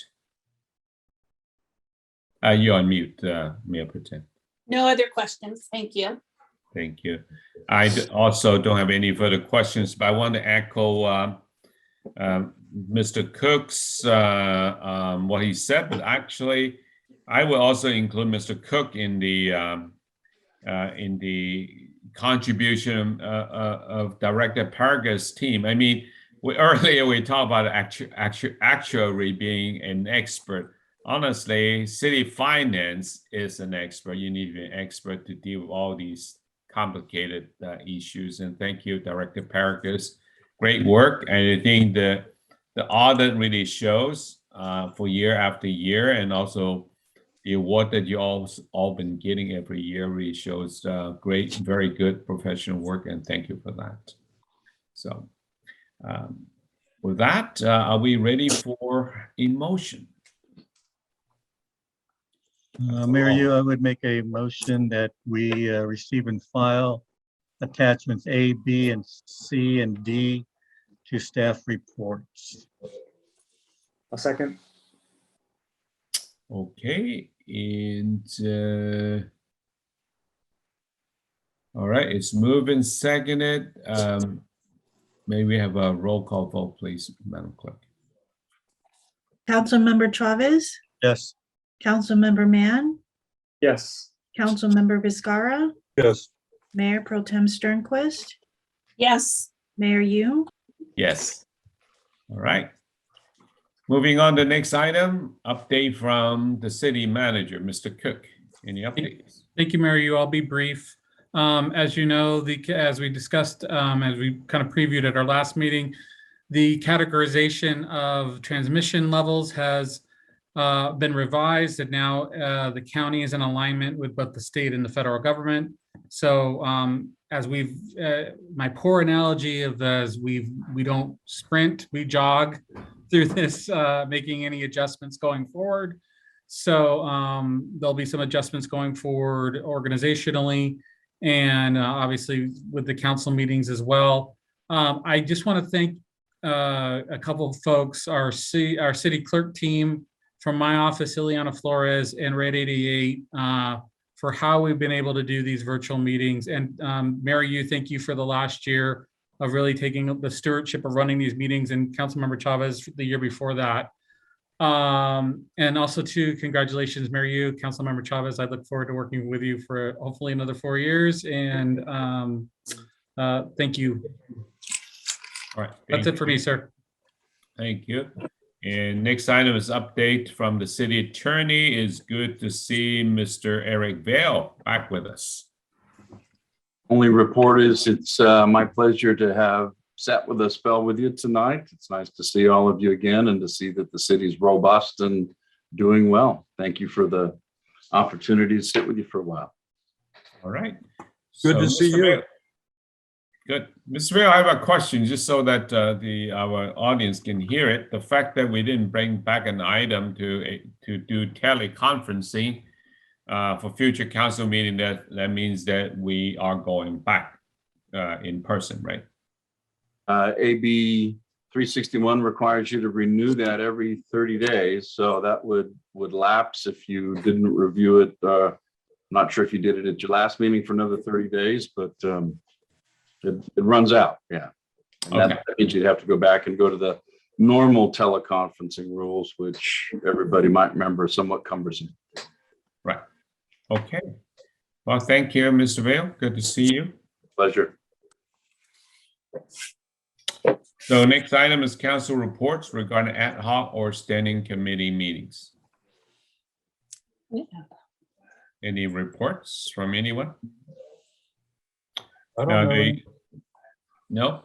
The city clerk reminded me that we should establish a commissioner recruitment ad hoc committee. We have a number of planning commissioners, Parks and Rec Commissioner, Transportation and Public Safety Commissioners. The terms are coming up, and we appreciate their service to the city. But I think that it'll be time for us to start recruitment for these council commission seats that would be expiring on June 30th, 2022. I believe on all three commissions, there are 2 seats that are expiring. And we have not heard if the current commissioners will be wanting to stay, want to reapply again, but I think it's good for us to establish those an ad hoc committee. So do we have any volunteers want to help with the recruitment? I would Mayor, volunteer. can I ask, what was the process did we do this last year or 2 years ago? Madam Clerk, do you mind reminding the council of the process from last year? For 2 years, last year, we actually didn't do a recruitment, and the year before, because both years, 2019, 2 years were consecutive. We had during the pandemic, we reappointed the commissioners, the incumbents that were interested in serving again. But the year prior to that, we had council established the ad hoc committee, and ad hoc committee would direct staff they would review the applications that we received. They would go through interview process, and then they would have final selections and recommend those finalists for a full council interview. And then council would then make the appointments from the final applicants. Thank you, Peggy. You're welcome. Okay, and I thought I heard somebody volunteered and that, but I didn't catch it. Okay, I see that Councilmember Viscar wants to volunteer. And who else may want to join in the ad hoc committee? See, I nominate William. Councilmember. Okay, Councilmember Mann was smiling over there as well. He had a big smile on his face. I knew that was coming.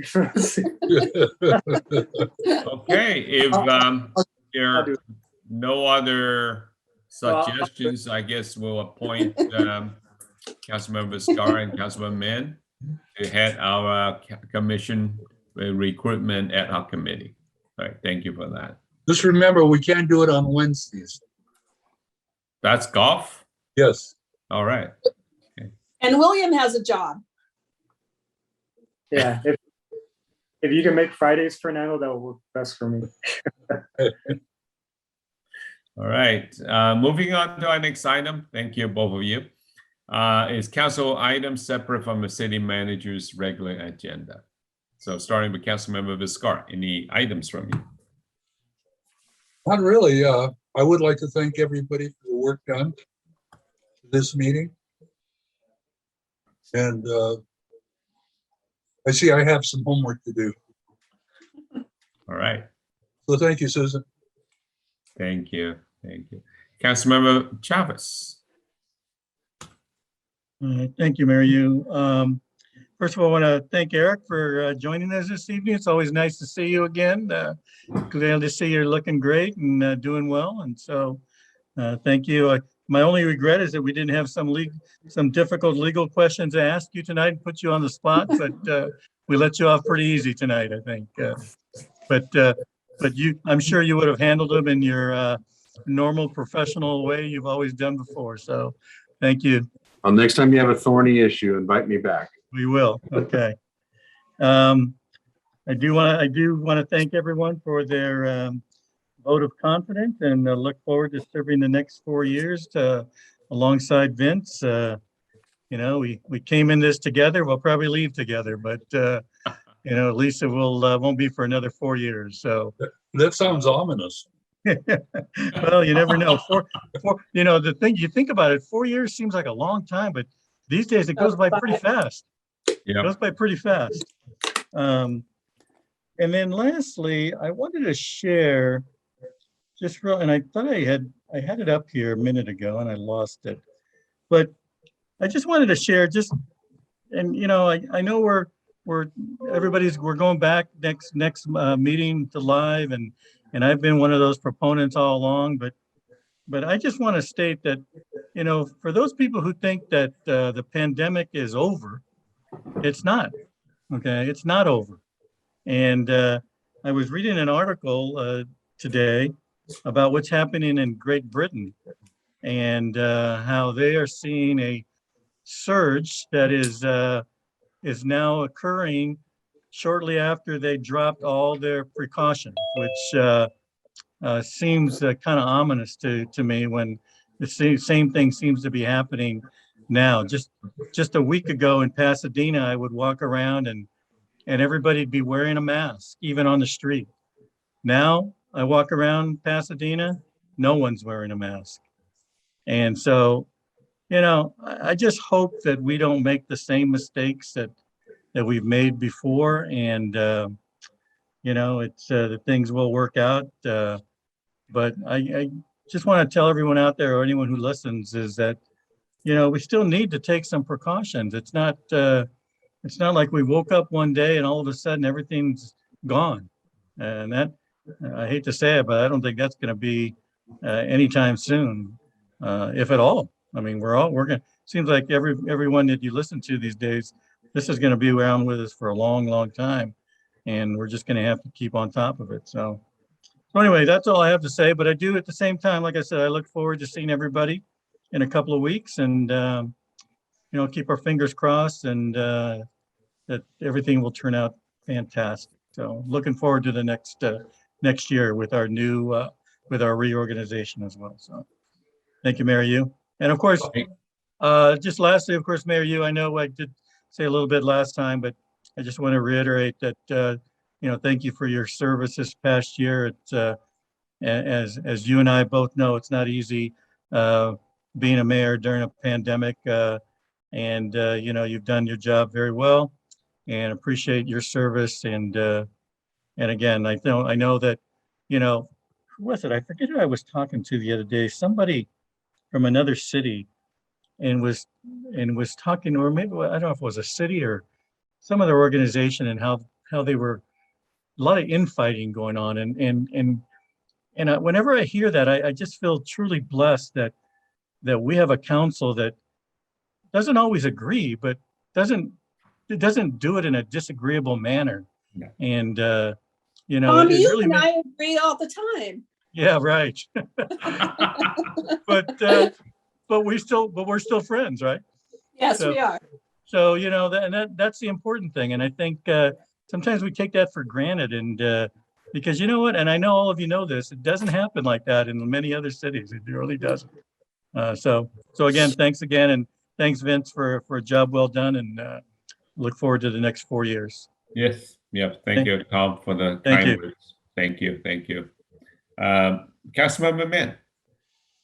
Yeah, thank you. Actually, to follow up with Councilmember Chavez's point, I think it's very true. I mean, all of us know colleagues from other cities, and the environment can be starkly different in contrast to ours.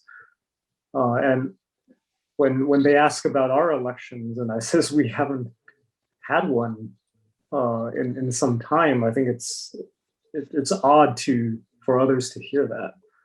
But at the same time, I think at least the common comment I got was, hey, well, that's probably a good thing. It means things are relatively stable, going well, and your residents don't feel a need for drastic or dramatic change. So yeah, again, congrats to Mayor Yu and Councilmember Chavez. I'll save more of my comments for the reorg.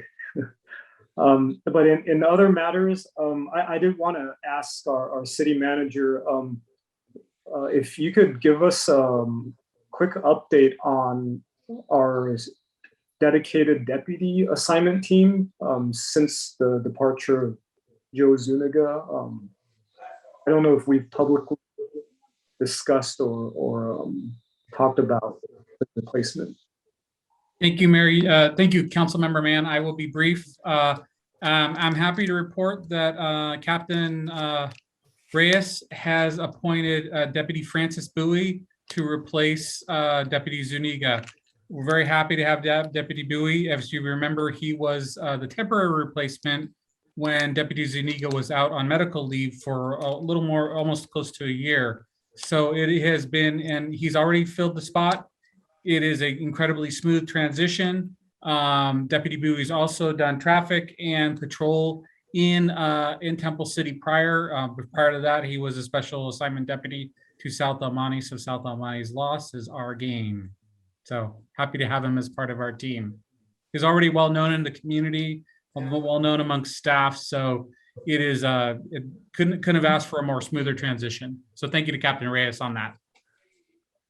Great. No, thank you for that update. And yeah, I hope we get to see him in law enforcement meetings. I presume he will be involved in that as well. And Yeah, just a real quick follow-up, William.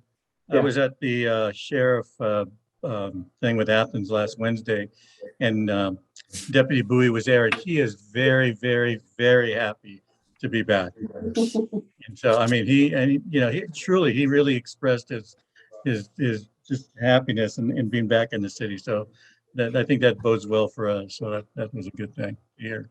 No, that definitely. I've had the pleasure of meeting him a couple of times before, and I did run into him about a week ago when Mr. Cook took me on a tour for the library, and I think the sheriffs was having one of their last testing or vaccination clinics out at the gazebo. So no, I was glad to hear that. Just one last thing. The Chamber of Commerce did have a board meeting last Thursday, and we had the pleasure of having recently elected Assembly Member Mike Fong join us for a brief introduction. I've also asked Mr. Cook to invite our new Assembly member to some of our future events, like the grand opening of our park, as well as the grand opening of our library. And hopefully we can get him to join one of our meetings in the future as well, now that we're back in person. Thank you, that's all. Thank you. Mayor Pro Tem Stenquist, any items from you? I'd just like to welcome Eric. Glad you were here with us, Eric. And you're going to be coming back really soon because our library is almost complete. And you were a big part of that when we were planning and when it started. So I can't wait for you to come back and see the beautiful donor wall and thank Burke Williams again for their support. So very excited to have you come back. I am looking forward to that. That's awesome. It's great. I just want to share that if there was ever a group of people, and Greg is not here tonight, but Eric can surely share that with him. There was ever a group of gentlemen and colleagues to be virtual with for 2 years, it was definitely this group. You know, I almost feel like every time we had a meeting, you were in my home. So thank you all for being the great colleagues that you are. Congratulations again to Vincent and Tom and whomever the next mayor is. I think they are counting their blessings that they do not have to do this virtually because it is not an easy task. So congratulations to both of you for doing this so well. And just have a good evening. Thank you. Thank you. I too echo a lot of the sentiment that's been expressed this evening. But first of all, thank you to all our citizens out there watching us. It has not been an easy 2 years, but we'll be back in a couple of weeks in person during our council reorg. You know, Tom and all, thank you for the kind words. Actually, it's easy for me to do the meeting virtually because the former mayor, Mayor Chavez, actually had experimented all the perks and work out to make it smooth. So I mean, I had it easy. I mean, I was just talking to my wife just the other day, and then we were saying, you know, it's always happened. And you know, when Tom was the mayor, you know. It was the windstorm, it was a pandemic, but so he had to, I mean, it's not easy really if you're the mayor and something happened during your tenure as a mayor. And thank you really to former Mayor Chavez for, you know, his leadership during that time. I mean, I had it easy. It was just handed to me, do it this way, that way. So I had it pretty easy. So I think there's talk though that maybe I should not be mayor ever again because we don't want anything bad to happen in the city. Yeah. Yeah, that's right. And Mayor, maybe you could, I forgot to mention, but if you wouldn't mind sharing about our city moving up in the SafeWise, what do you call it? The Safe safer cities. City in California. Safe city, yeah. Yes, Yeah, if you good would call. go ahead Forgot and about share that. Yeah.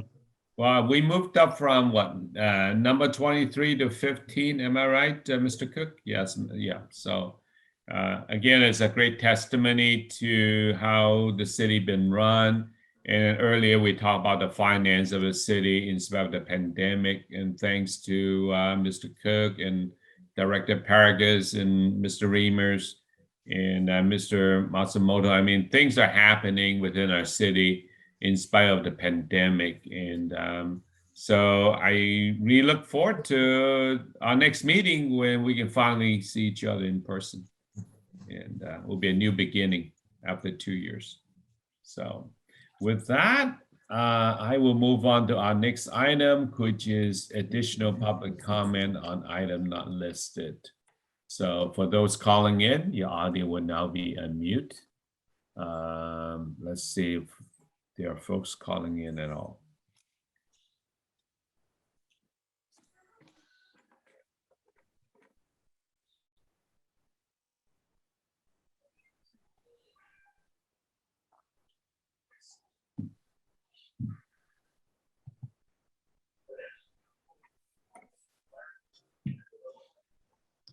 Vince, where are you looking on your computer screen?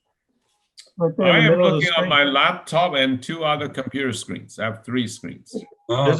There's a clock right there in the middle, counting down. Yeah, there's a clock right there. Yes. Hey, Fernando, I may give you a call I may not be able to tie my tie. I may need a refresher course on tying my tie. I haven't done one in 2 years. Yeah, you guys laugh. I have to go buy clothes. Okay, well, I don't see anybody calling in, so I'm going to close public comment, and this time I'll adjourn this evening's meeting. Looking forward to seeing everybody in person next time. Thank you, Vince. Recording stopped. Thank you. Hey, guys.